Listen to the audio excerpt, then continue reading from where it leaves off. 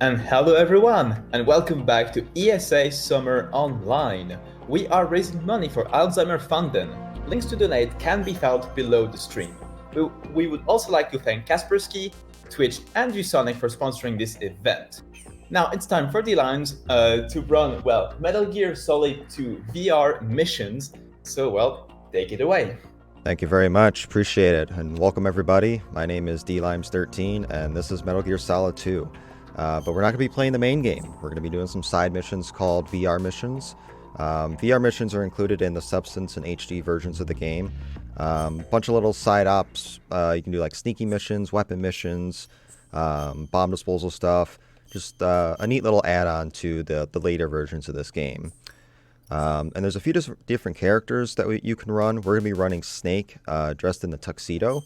It offers a varying level of difficulty. Unlike the other characters, it's based on like more of a hard difficulty, whereas the other characters can be based on harder difficulties or easier difficulties. So time is going to begin when I select this first mission on sneaking, and then we'll get into it in 3, 2, 1, go. Good luck. So the first section is just sneaking missions. We have to just get through and get to the goal as fast as we can without being detected. If we're detected at any point, then we have to start the level completely over. Yeah, for the first bunch of levels, it's just very straightforward. Get from A to B and as fast as you can without getting spotted. Bad roll. Let's just get the continue out of the way now, so it happens. Yeah, like I said early on, once you get to the heart of the higher up characters, the guard vision increases. It just increases in difficulty, and especially like their positions. The developers were very trolly with how they placed them. It's really precise, some of these strats, and if you compare them to like the IL strats, it's not going to be identical because of how risky the IL strats are compared to an RTA run. Yeah, some of these strats that are performed in the ILs they're like frame perfect, they're very, very risky, high risk of getting spotted. In an RTA setting like this, you don't want to go for the absolute riskiest stuff. You want to be consistent, get through it fast.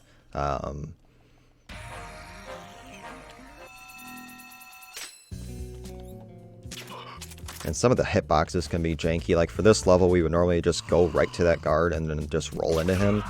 But that's a very risky strat that I choose not to do in this run.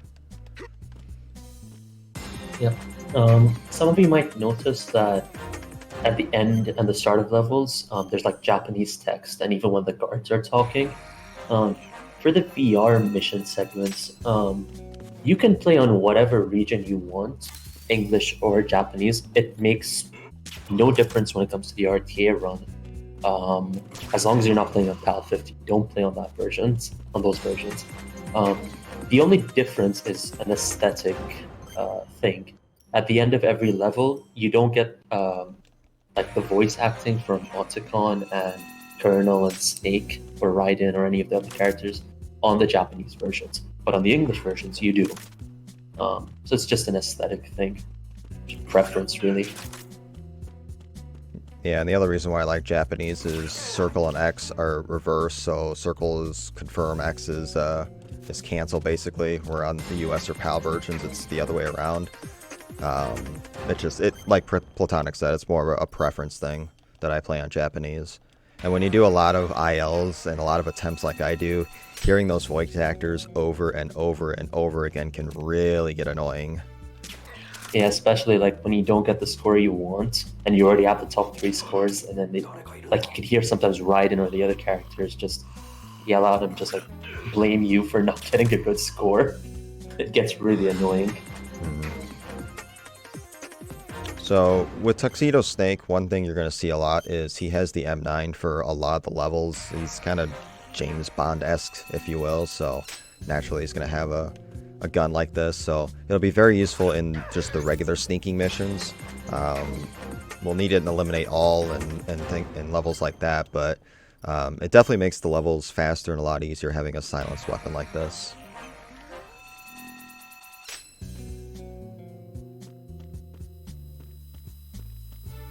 Yeah, and you'll notice that as the levels progress, the maps get larger generally, with exception to like level 9 as we just saw, which just happens to be a really small map. But even though it's a small map, there's a lot of guards. There's I think 3 or 4 in total, so it can be really it can be really difficult with the timing and how precise you need to be. So now we're on to the eliminate all levels. You can either kill the guards or you can just knock them out. Okay, I didn't get close enough to them, I guess. But since we have the M9 primarily, we're just going to knock them all out. That's better. Yeah, this is the eliminate alls are a great example of the difference between the IL and the RTA strats. On the ILs, you would think just going non-lethal as fast as you can would be the best way, but the game actually prioritizes other things as well, like ammo preservation. The more bullets you save, the higher score you get. But in an RTA run, we don't care about any of that. This is just any percent. Get from the first level to the final level as fast as you can using the fastest strats, regardless of whatever score you get.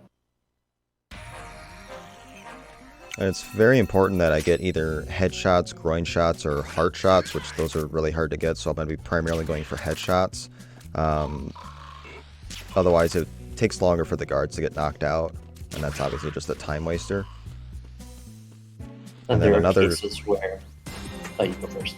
I was going to say, another thing that you may see me do is I shoot a body shot into a guard and then roll into him. If you do that, then it instantly knocks them out. You know, there's no waiting period. Yeah, pretty much. I was just going to mention that. Great minds think alike. Yeah, Platonic Guy here is an excellent VR runner. He holds a lot of records for these individual levels. Really, really talented VR runner, for sure. Very knowledgeable about the game. So... Thanks. So, another thing we should mention is you'll notice that you're trying as hard as possible to not get spotted. There was already one case earlier where you did. If you get spotted on certain VR levels, it's game over if discovered on site, which means if you get spotted, it's game over, you take and continue, you do the level again. But not all VR levels are like that. In the latter levels that you'll see, like some of the alternative missions, the game removes that, and it's not game over if discovered. So if they spot you, they'll just try to call an alert. The game continues on. And we're going to be using that. We're going to be exploiting that a bit later on. But we can't do this for these early levels. Yeah, the sneaky levels are definitely a heavy reset point in a full character or even full game run, just because of that game over if discovered aspect. It can definitely be a time waster if you get spotted like right at the end of a level.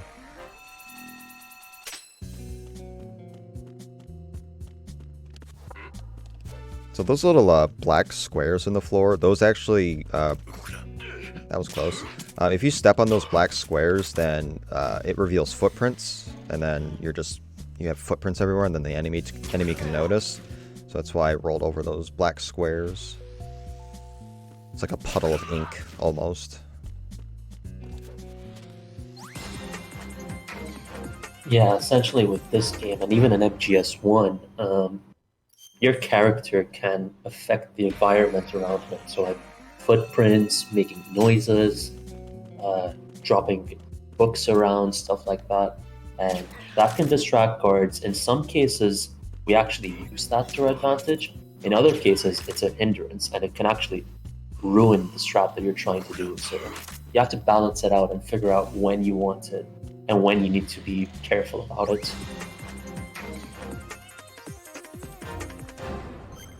So 2 more of these, eliminate all levels to go, and then we'll be on to everybody's favorite mode, which is weapon mode. There are 87 total levels that we have to do. It seems like a lot, but it's really not. It goes pretty quick.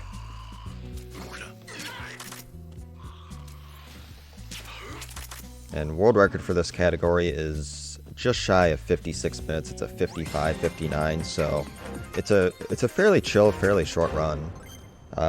It can be a little difficult at times in the weapon mode because of like disappearing targets, which you'll see, but for somebody who's just getting into VR and wants to do like a character, this isn't a bad place to start. And I missed a shot, so I'm just gonna restart that. There we go.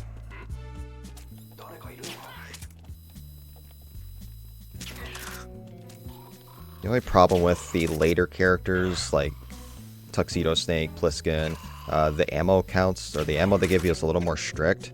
A lot of these levels, it just gives you an exact amount of ammo. You can't miss any shots, or you have to improvise, and there's really no ammo packs around for this character.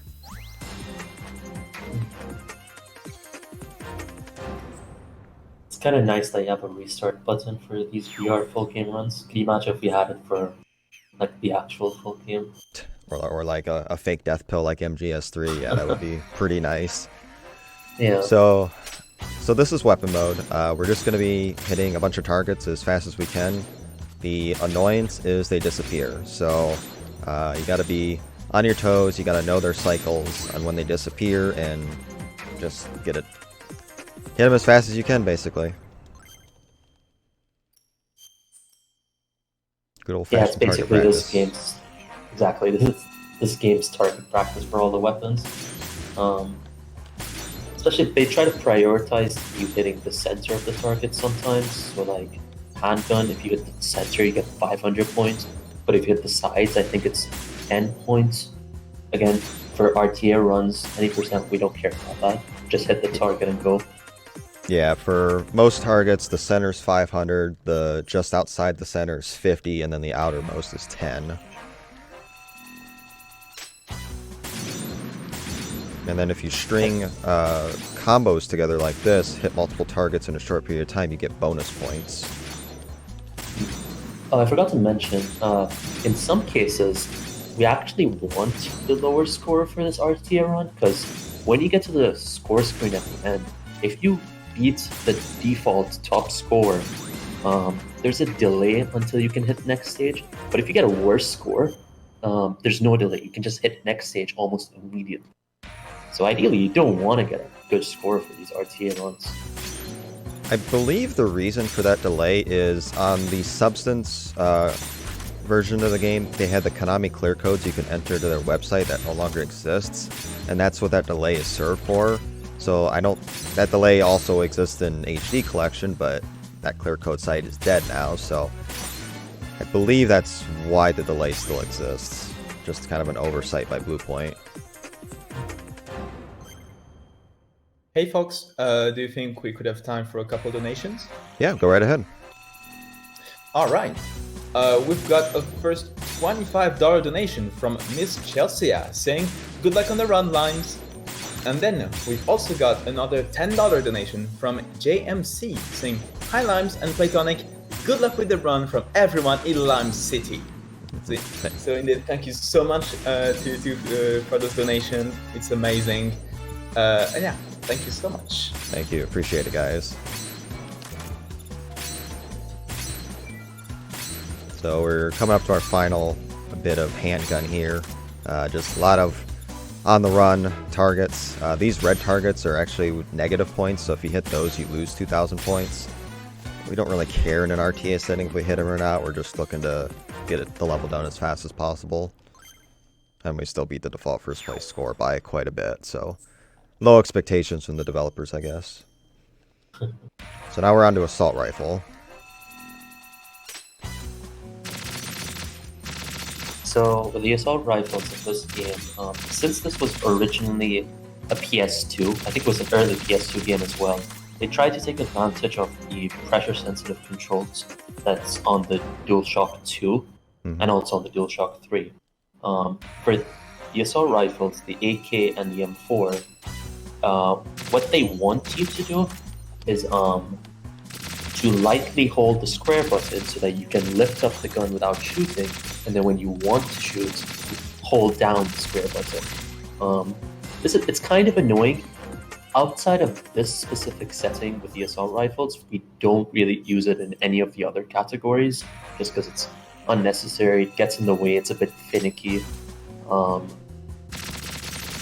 It's only in this case that we need it, and Lime, since he's running on a PS3 right now, he's using a DualShock 3 just to take advantage of that.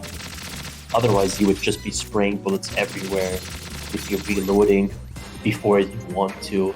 You might even run out of ammo. Not in this case, because the game gives you so much. But maybe in the other levels, especially with like MGS1 Snake or something like that. So Yeah. ideally for these, you want to use those controllers. Yeah, if anybody knows me, everybody knows I hate a DualShock 3, even though I'm using one right now, and it's really just for those first 3 assault rifle levels that I wanted it for. It's an okay controller, but I much prefer a DS4, and I usually use a DS4 when I run this game, just with an adapter, but decided to break out the DS3, because why not?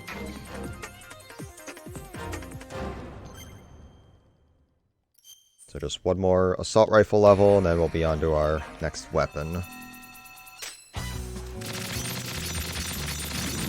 I like the other ones. The one that's coming up, the C4 Claymore.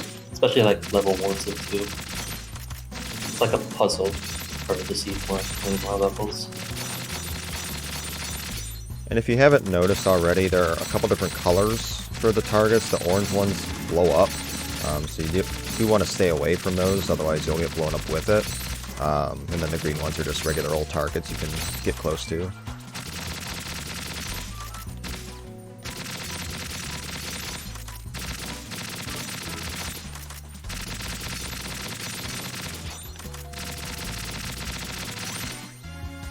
And that's the assault rifle stuff.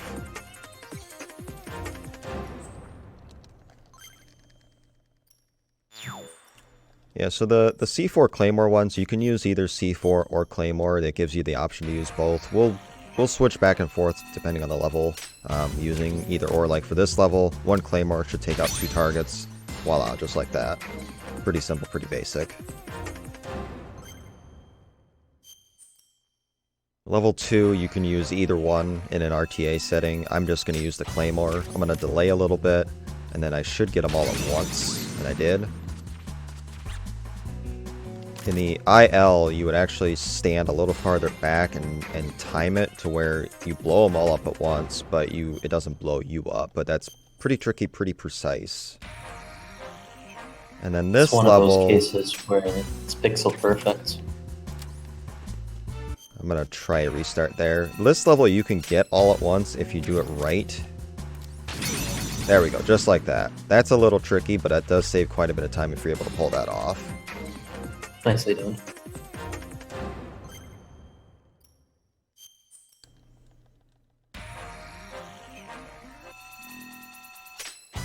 And then this level, we're actually going to use a mix of C4 and Claymores.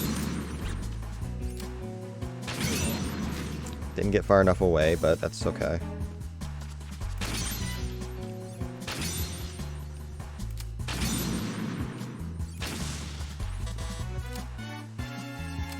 Come on. See, this is the problem with disappearing targets. Wow. And that Claymore got me from the other side. Cool game. Yeah, this level is always a little bit of a struggle.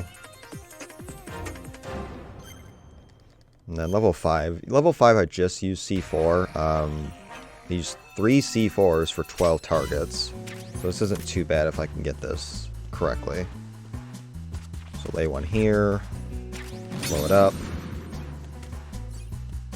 And then we'll blow these 2 up basically at once. There we go.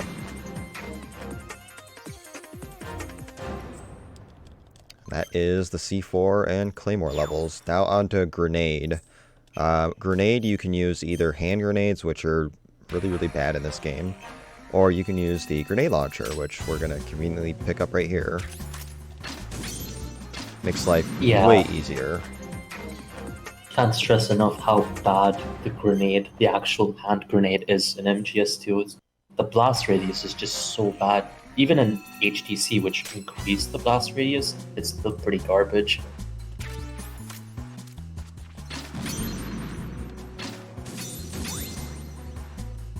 Nice little trick there to use one hand grenade, and then while it's waiting 60,000 years to blow up, we just take care of the other 2 targets, move on.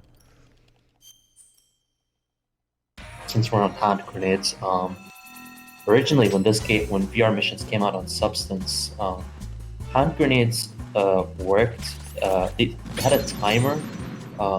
As soon as you started cooking the grenade, the timer for that grenade would start, and you could like hold it in your hand and time when you wanted to blow it up.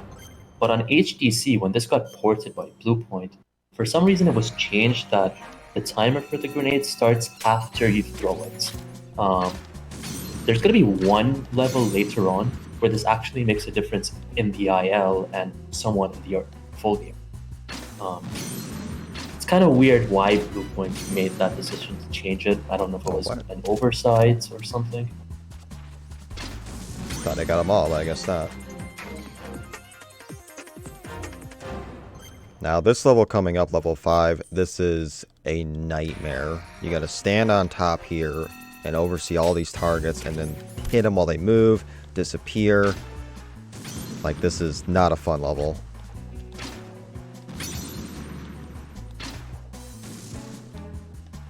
This is one of the cases where I think like the developers just wanted to troll the player as much as possible. This level is just so frustrating to complete.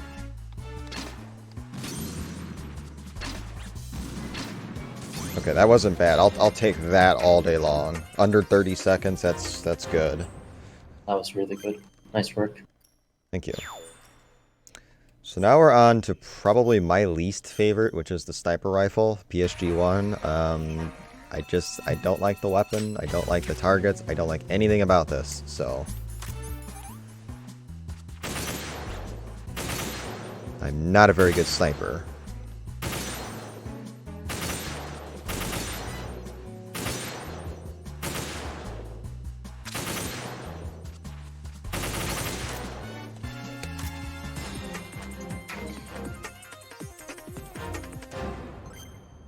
One thing that's going to come into play with these levels, towards levels 3 through 5, is the ammo count. That can run out really, really quick. These first couple levels really aren't that bad, but you get to level 3, you really got to watch your ammo. Also, what you need to keep in mind is for the PSG-1 only, not for other weapons, if you stay too long in the weapon, Snake will start to like shift around. Like his hand starts to shake, and that can throw off your aim. So the way the game wants you to combat this is to use the Pentazemin, so that Snake can keep his hand steady. But the game also just gives you a limited amount of Pentazemin, so you need to balance it out and figure out how you need to time it out so that you can finish the level before you run out of all your Pentazemin.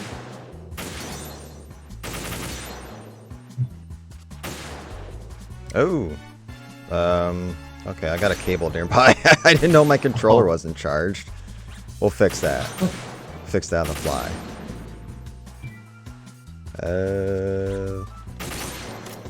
Low battery strats. That's why we keep our accessories close, just in case.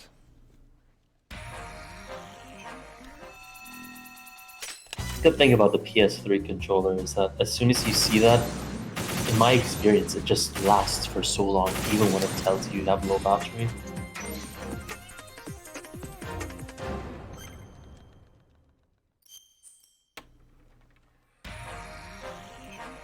Okay, I got one end plugged in. I'll do this level, then plug in the other end. Yeah, this level is a nightmare. Limited ammo, tons of targets, and they're in multiple buildings doing multiple things. Very, very bad level. Probably my least favorite level in this entire run. I want to get that target now. Grab that. Boom, boom.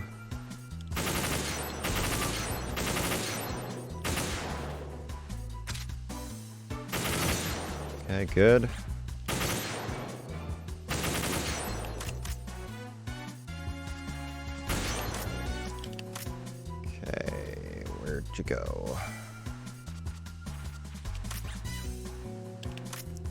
don't want to go and get the other ammo pack, which is why I'm trying to take it easy. Got 4 bullets to work with.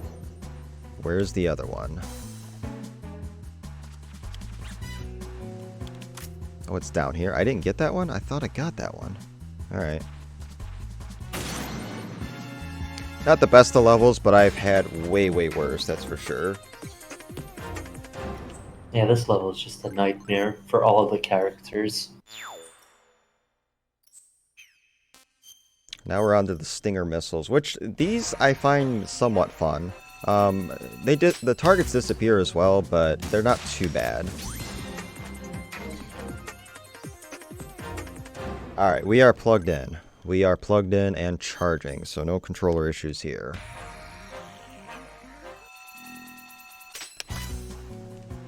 Always keep your cords nearby. That is the lesson.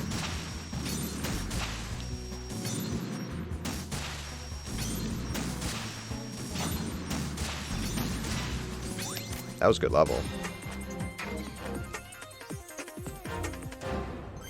It's funny because the PSG1 and Stinger are both like first-person guns they use in first person, but the Stinger is just so fun to use, whereas the PSG1, I feel like it's the worst weapon in the entire game.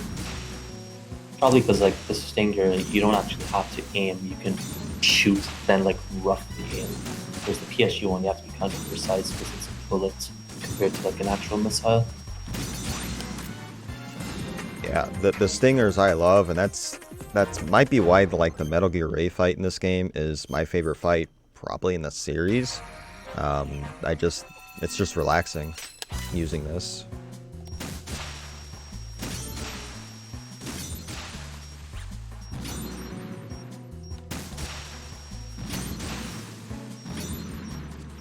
And shoutouts to this killer music for Tuxedo Snake too. For each character, they have a different set of music playing.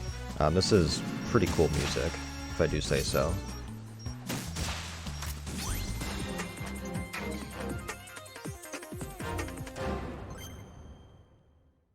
Alright, so one more Stinger level left. Get the motherload here. So towards the end of this level will be just like this weird chunk of targets that we're going to try to just like blow them all up at once. It's very precise because there's one exploding target in the middle of just a bunch of other regular targets, and it's hard to get it all at once. That's what I dub as like a quick kill.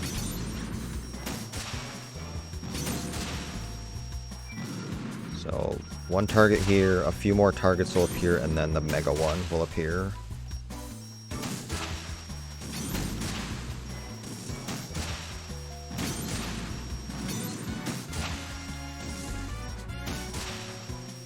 There it is. Nope, missed. Only got some of it. And if you don't get the quick kill, this is the problem. Okay, that wasn't too bad. Got it on one cycle around. So it wasn't too bad. So that's Stinger. Yeah. That last one can be a bit tricky. Like sometimes you can shoot it and it just doesn't hit the orange target, it'll hit the blue ones. So you need extra shots just to get them all. So the Nikita missile launcher, just going to be using a remote controlled missile to hit these targets. If you unequip the weapon early, then the missile will blow up. So we tend to do that for a lot of these levels, just to blow the targets up a little quicker than just going at them head on. The blast radius is somewhat forgiving for the Nikita on HD Collection, so which is nice. But if you blow up too early, then you got to redo the target. So you got to be careful.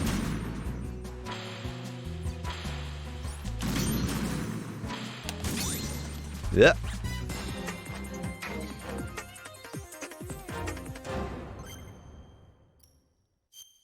It's funny how much target practice they give you for the Nikita in VR, whereas in full game there's just one case. You use it one time. That's it. Yeah. At least in like MGS1 there are other cases where you can use the Nikita, but in MGS2 there's just one area you use it and nowhere else. I mean, you could do Nikita Rays, I guess, but why on earth? Sit there for hours trying to complete it. At least in MGS1, you can Nikita Raven. Yeah. That's very useful on higher difficulties, but... So, level 4 here, the game wants us to go, like, around and into the building and stuff like that. We're gonna try to take a little bit of a shortcut. Timing's a little tight because we have to compete with a target and not hit this target. Alright, good. And now we just skip basically half the level.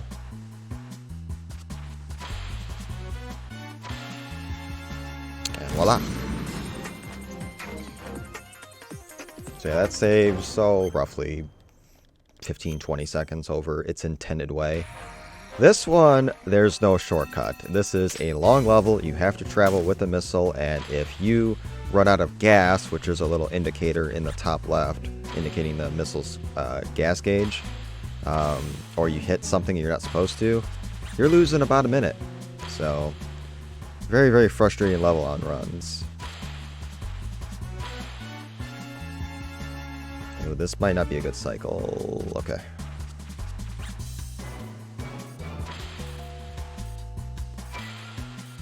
This is a little monk-ass. Oh! And that's what can happen. Like, I was slow getting there, and that threw off my cycle, so... Oh well. That's the danger of these levels. Yeah, like I mentioned, I feel like the devs just want to troll you as much as possible, making these levels as unnecessarily frustrating as possible.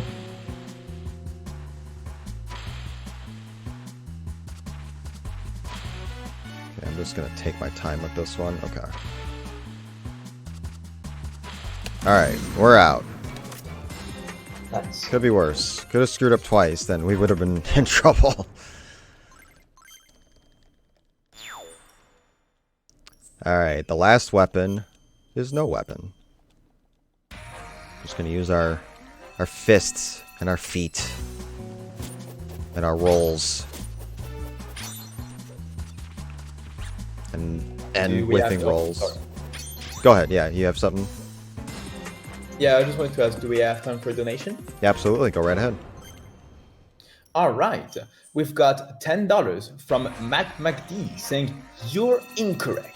The PSG1 owns. Good luck on the run, dude." And yeah, indeed, thank you so much for your donation. Reminder everyone that all of these donations will be going towards Alzheimerfonden, which is a Swedish national fundraising organization focusing on Alzheimer's disease and other dementia-related diseases. So it's really a great cause that you're all donating for, and I am amazed at seeing all the support that's been going on throughout the week. And we're almost at 21K because we're currently sitting at $20.6K dollars. So let's see how soon we can reach that 21. Yeah. Shoutouts to Mac, who'll be running at ESA on Friday with a full game version of Metal Gear Solid 2. No VR missions, so definitely tune in to see that. He's a very good runner.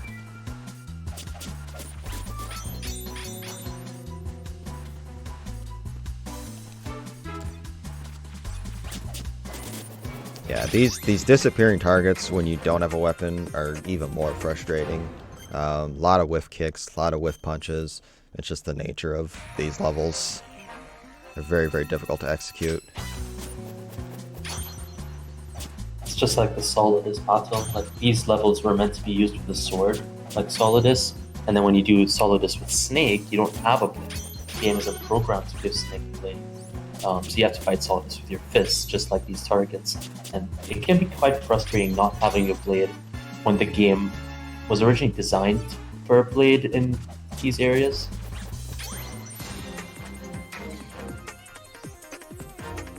Yeah, and if you want a taste of Solidus with Snake, play Snake Tails E External Gazer.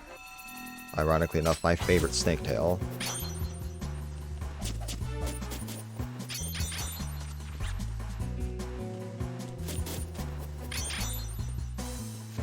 Yeah, Yeah, this is basically just the kitchen sink, every concept that you've quote-unquote learned up to this point. Nice. Got that lingering one to the left, that's hard to do.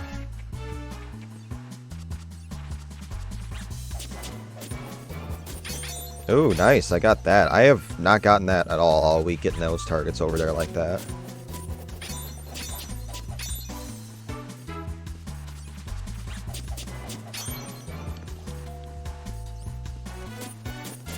So every time you see Limes dropping down a ledge, you can't see him on the controller, but he's mashing the square button, and he's trying to do a frame perfect trick where you can cancel the animation of dropping down.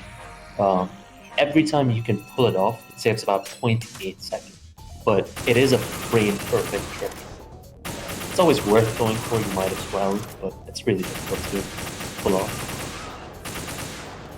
And these levels, these are the variety levels. So there's 2 of them for Tuxedo. The first one is, for some reason, you're defending like this bowl of noodles, and all the guards are just trying to get to that bowl of noodles for whatever reason. Your job is just to kill them all as fast as possible. In the case of Tuxedo Snake, they all line up in a line to make it as easy as possible for you. All you have to do is spam square, but it can get out of hand if you're not careful enough.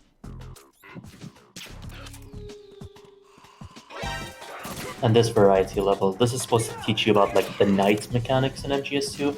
So in full game MGS2, you don't really see the knight mechanics used that much, but there are very specific parts where it does work. Especially like when you get to use night vision goggles or the flashlights on the USP. This is really what the intended mechanic for, like the night mechanics were meant for in this level, is just showcase that. And this is, I think, the first level that we've seen where an alert doesn't mean a game over. So you can see Limes just abusing that. Just take the alert if it means you can go faster. That's all the VR missions, so now we're on to the alternative missions, which are done in real game environments. First section is bomb disposal. And if you're familiar with the main game, we're just going to be using the coolant spray to disarm some bombs.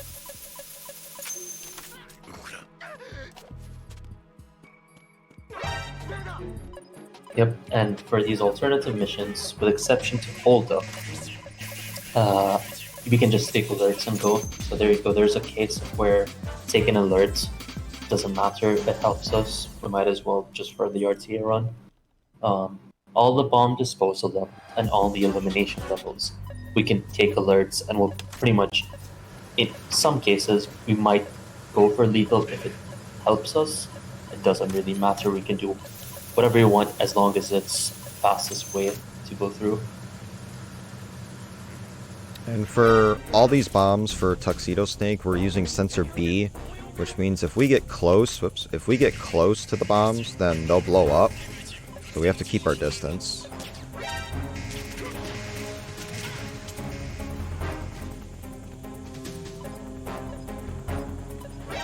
It's kind of weird that they didn't do that for full game. With the one bomb where you have to use sensor B. If you get close enough to it, it won't blow up in main game. But for these VR missions, they added that feature.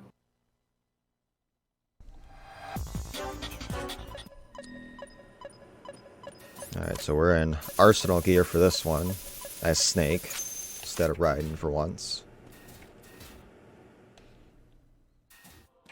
Still have the annoying Tengus to deal with, but we got our trusty M9 since we're James Bond 2. Just knock them all out.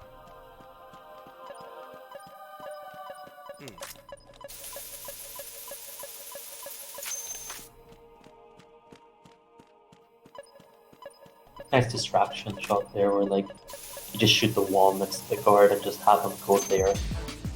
It's kind of tricky with the M9 because it's not an actual bullet, it's just a trank dart. Like a SOCOM or something, it's a little bit easier to pull off if you have the suppressor on. The M9, it's kind of precise. It was nice they executed there.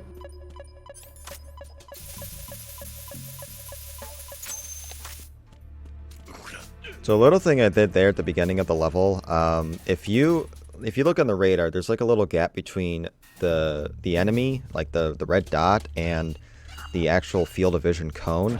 If you position yourself just right and get in between those two, they can't see you. It's a really weird quirk.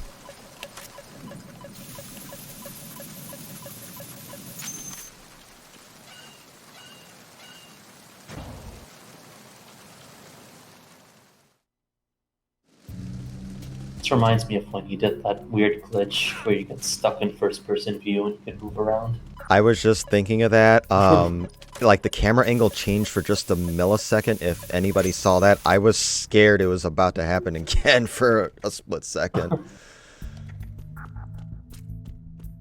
So for anyone who doesn't know, if you get out of if you're under like a box or something, the game forces you into first-person view.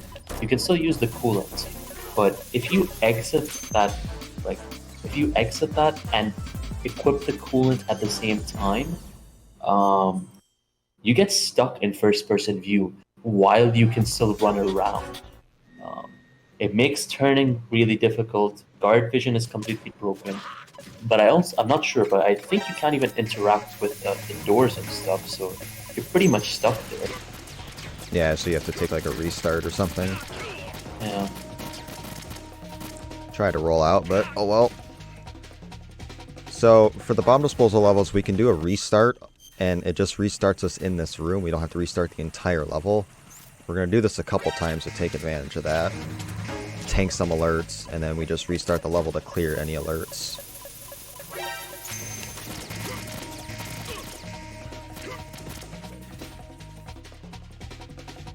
And I'm going to restart here just for safety. Oops.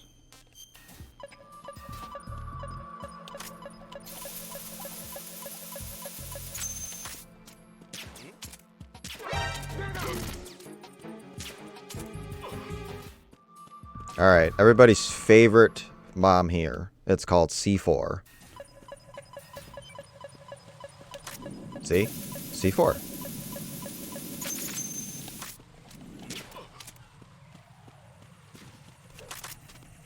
Nice little goofy thing they did.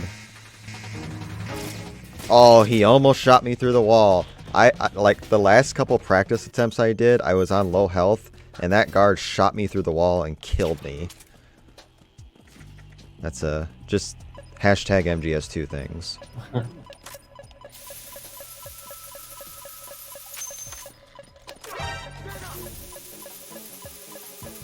And that's bomb disposal. Nicely done. Alright, 20 more levels to go. So elimination, it's very similar to eliminate all in sneaking, but we can tank alerts and be a little more reckless, if you will. Just take out the guards, either lethally or non-lethally, as fast as possible. And we'll be doing a mixture of it. A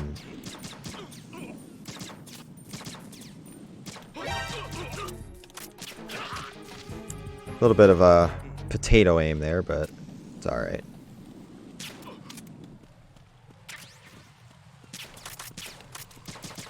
I'm actually going to waste my ammo, that way I have an opportunity to not get first place. But since I killed enemies, then I don't get a 2,000 point no kill bonus.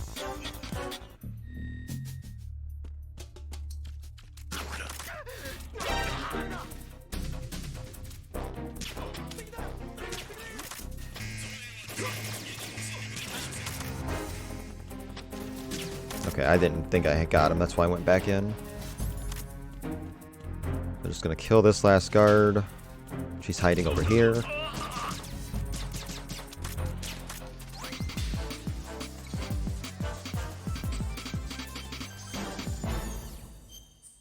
Yeah, the level 3s can be a little frustrating just because you have to use a mixture of the sniper rifle and then just a regular gun. So we're competing with one Cypher here, 2 guards up top. That was pretty clean.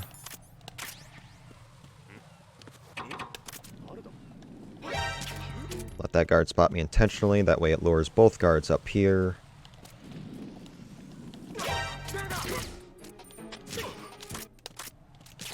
And that's pretty clean. So I'm not sure if it was mentioned earlier with the point system.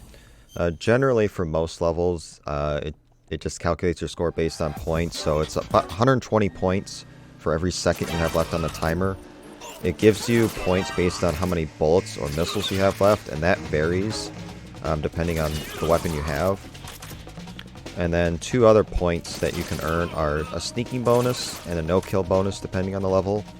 Sneaking bonus can either be 500, 1,000, or 1,500 points depending if you got multiple alerts or got spotted multiple times. And the no-kill bonus, self-explanatory, don't kill anybody, you get 2,000 extra points. But all that is irrelevant for the speedrun, unless you're doing individual levels.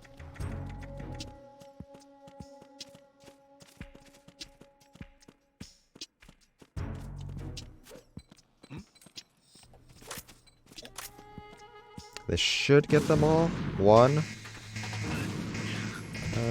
Nope, it didn't get that one for whatever reason, so that's why we have 1 M9 bullet. So this is an example of what I said where grenade mechanics differ on Substance and HGC. On Substance, there's a strat here that's quite simple, where you just cook the grenades, and then you just meet the guards halfway, and just take them all out with a single stun. Whereas on HDC, you can't cook grenades, so that strat is just impossible to do for this run. We kind of had to figure out a different strat for this level. Wonderful hitboxes. I love those back of the neck shots.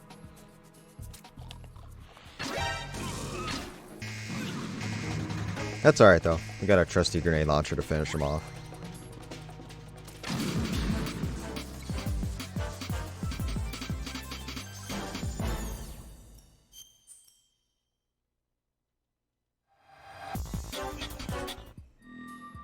So one thing in the later elimination levels, if you get hit with a guard with a shotgun, that's a one-hit kill. I'm going to take a restart. I can't take the alert that early. So you got to be wary of which guns are shotgun guards, and then try to stay away from them. Like this guard in here is a shotgun guy. And I got him in the neck, which that's fine. He'll go to sleep eventually.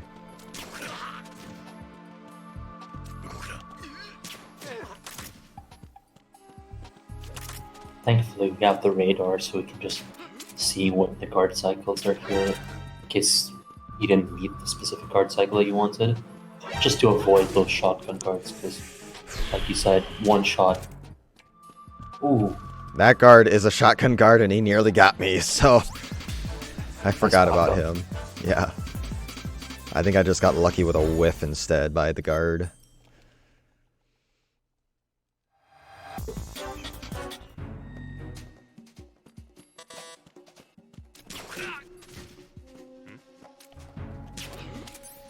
Alright, so hopefully this stun will knock out ideally 3 of the 4 remaining, but we'll see. Nope, didn't get that one. I got 2 of them, so M9 the other 2, not a big deal. Still pretty quick.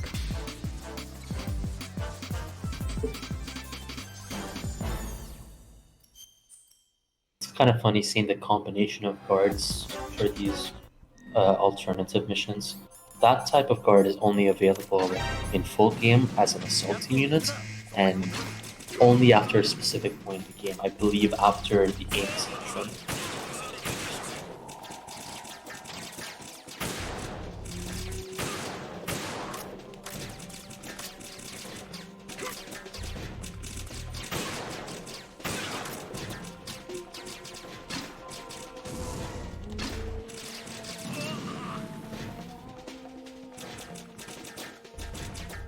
Okay, that guard's going to come down, so I'm just going to blast him in the face with a grenade.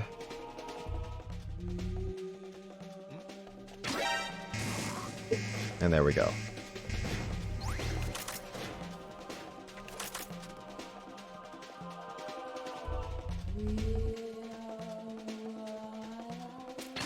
So this last level coming up is very, very frustrating, very easy to die on. You got a combination of stealth guards and shotgun guards. This is not a very friendly level. So I shoot a grenade here just to get an alert, just to kind of lure them over to my position instead of having them spread out.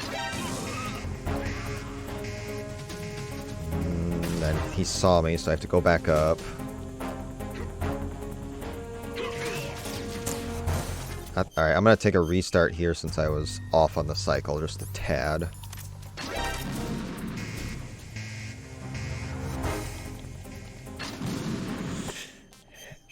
That first shot is very tricky because you have to compete with the rail. See, this is what I mean. This is dubbed hell level.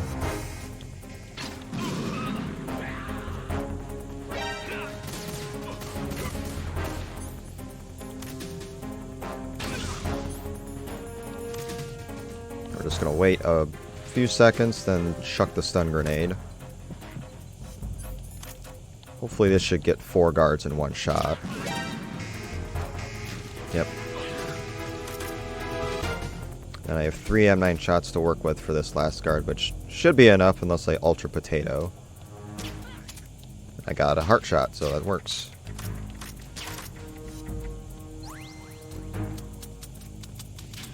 Nicely done. I believe hold up is next, so 9-12. Yeah, right. So we're coming up on the last section of 10 levels. It's hold-up missions. We just have to hold up every guard, but this is under game over if discovered rules, just like sneaking. And you can't kill any guards. If you kill them for whatever reason, then it's an automatic game over as well. But again, we have our M9, so makes the level just a little bit easier. And they just disappear into thin air.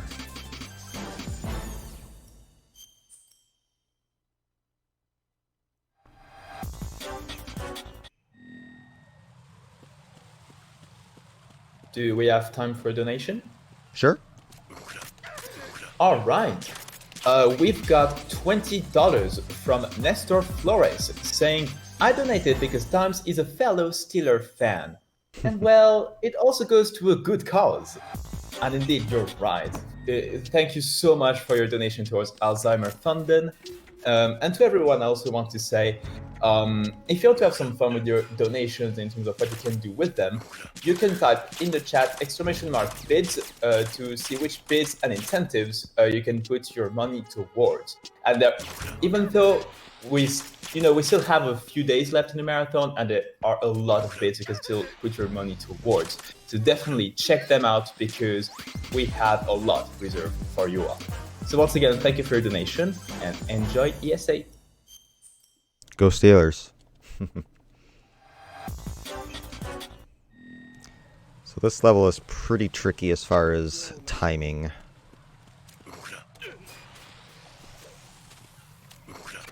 I didn't bump the guard, so I'll have to just take the longer way to do this, which is safer, but loses a few seconds. Ideally, you want to bump into that second guard so it lures that third guard towards you, and then you can hold him up as you're rounding the corner, but I just didn't bump into him. So if you notice, Limes was rolling over those floors. We mentioned it earlier, but those floors, if you walk over them, the guards can hear it, and that might, in some cases, it's bad because they'll like turn around and see you and that's game over. In other cases, if they're too far away, it's just going to give you a bad guard cycle. It all depends. It's very case by case specific. Here as well, like roll over that so you can just get close to the guard, you don't make any noise, and then you can hold them up.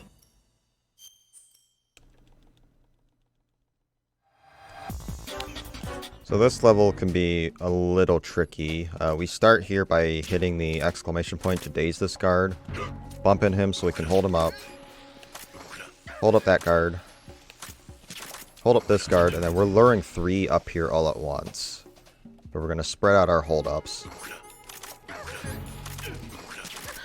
Beautiful. Nicely done.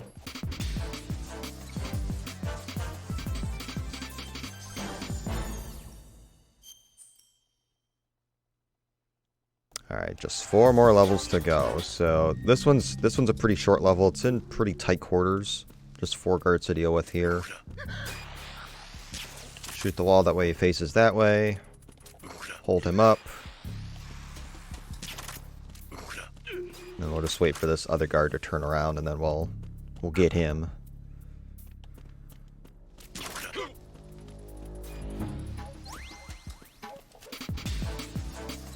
So level 8 coming up is in Jujannum Arsenal Gear again. This is probably the hardest level in Hold Up just because the guards are spread out. It's kind of an open area at the bottom. It's hard to get them contained all in one place to do this in a fast and efficient manner.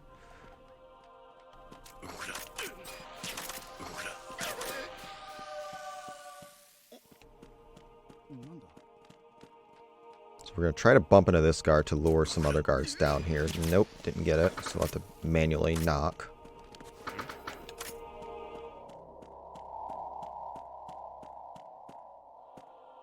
Yeah, bumping into guards in this game, it's somewhat precise.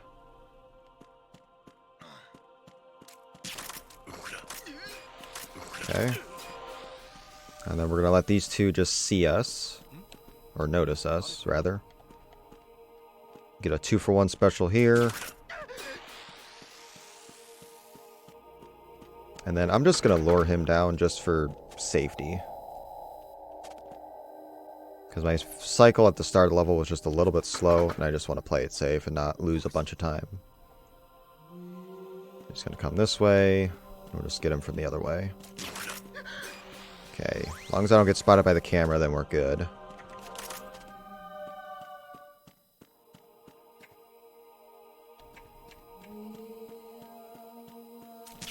Alright, it's 2 more levels to go.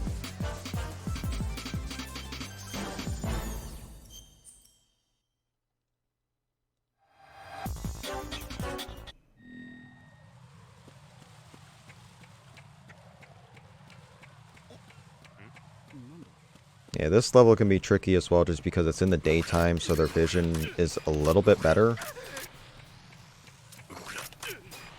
As long as we follow a specific pattern, we should be fine.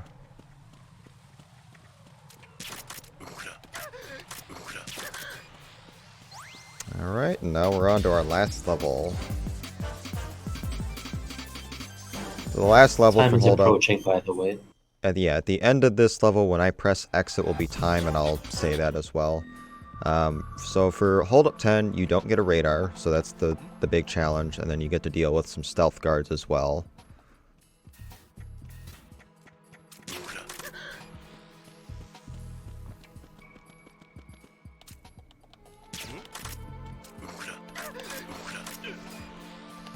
Okay, that's 4.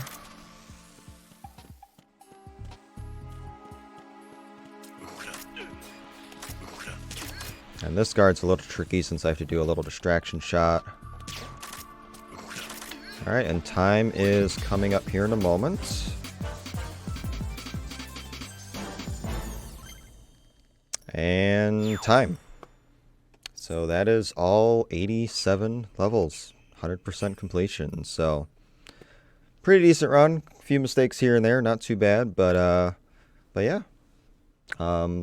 But once again, I just would like to thank ESA for having me for this run and my other run earlier in the week of MGS1. I really do appreciate it. If you like what you see, I do stream on Twitch on a regular basis, twitch.tv/dlimes13. I run a few Metal Gear games, including VR, full games, stuff like that. And if you want to learn any of these games, you want to hang out with the community, get involved, whatever, visit our website, metalgearspeedrunners.com. We have a Discord, we have a Wiki with tons of information on how to run these games, or if you just want to hang out, like I said. So we'd love to have you regardless. Anything else you want to say, Platonic? Pretty much you just summed up everything that I wanted to say. Just want to say it was a good run. 57 minutes for a marathon, that's pretty good. Yeah, that's not bad at all. So I didn't know what the time was, but yeah, I think that's gonna be it for me. Be sure to stick around for the rest of the marathon, and I will see you guys another time. Thanks for having me. Indeed, thank you so much to you too. So up next, right after a short intermission, we'll be having Ratchet and Clank 2 going commando, and specifically the All Platinum Bolts category by Dil Wingo. So everyone, get hyped for that. So yeah, see you all after a short intermission. Bye! Bye, guys.